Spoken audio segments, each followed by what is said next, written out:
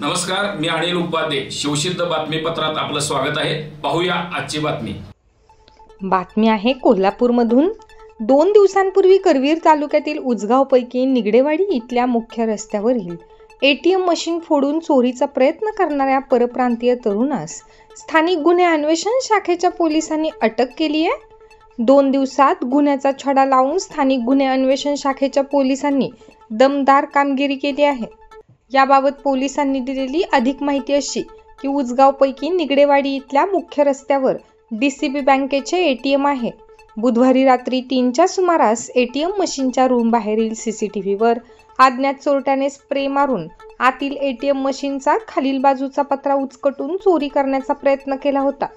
या गुन्ह्याबाबत पोलीस अधीक्षक महेंद्र पंडित यांनी स्थानिक गुन्हे अन्वेषण शाखेचे पोलीस निरीक्षक रवींद्र कळमकर यांना मार्गदर्शन करून सूचना दिल्या.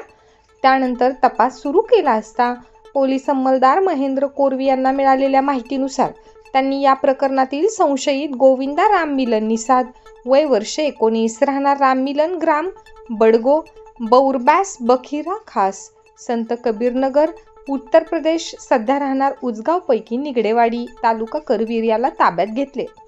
त्याच्याकडे तपास केला असता त्याने गुन्ह्याची कबुली दिली.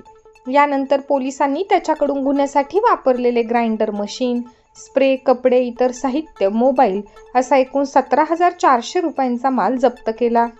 या कारवाईसाठी पोलीस अधीक्षक महेंद्र पंडित, अप्पर पोलीस अधीक्षक धीरज कुमार बच्चे यांच्या मार्गदर्शनाखाली स्थानिक गुन्हे अन्वेषणचे पोलीस निरीक्षक रवींद्र कळमकर, सहाय्यक पोलीस निरीक्षक चेतन मसुटगे, पोलीस अंमलदार महेंद्र कोरवी, वैभव पाटील, विशाल खराडे, योगेश गोसावी, प्रवीण पाटील, प्रदीप पाटील, गजानन गुरव, संतोष बर्गे, परशुराम गुजरे, अरविंद पाटील, शुभम संगपाळ, अमित गर्जे, कृष्णात पिंगळे, अमित मर्दाने, शिवानंद मठपती यांनी या कारवाईमध्ये भाग घेतला.